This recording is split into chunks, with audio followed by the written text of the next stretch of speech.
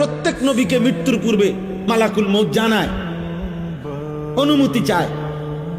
অনুমতি না নিয়ে কোনো নবীর জান কবজ করা হয় নাই। তো ইব্রাহিম আলাইহিস সালাম বললেন, আজরাইল, আমার একটা ছোট্ট প্রশ্ন আছে আল্লাহর কাছে, তুমি একটু জিগাইয়া আসো। যাও তুমি জিগাও। তো আজরাইল মালাকুল মউত বলছে, আচ্ছা বলেন। তো তুমি গিয়া বলবা আল্লাহর কাছে, আয়াকবিজুল খলিল রুহা খলিলিহি।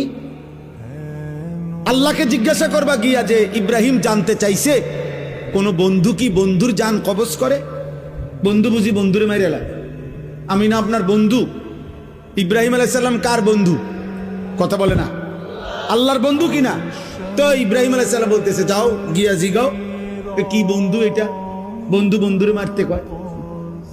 বন্ধু বুঝি বন্ধুর জান কবজ করে? সুবহানাল্লাহ। আল্লাহ তাআলা তখন বললেন, জিব্রাইল, আরে আজরাইল, মালাকুল মউত, তাহলে এক কাজ করো, তোমারে আমি আরেকটা প্রশ্ন করতেছি ইব্রাহিমকে বলার জন্য, তুমি হেইটা গিয়া কও, যাও আবার যাও। তো মালাকুল মউত এসে এবার ইব্রাহিম আলাইহিস সালামকে বললেন, আপনার কথার জবাবে আল্লাহ তাআলা একটা প্রশ্ন করছেন, আপনি হেইটার উত্তর দেন। তো বলছে কি? তো আল্লাহ তাআলা জানতে চাইছেন, আয়াকরাহুল খলিল লিকা খলিলিহি, বন্ধু কি তাহলে বন্ধুর মুলাকাত সাক্ষাৎ চায় না?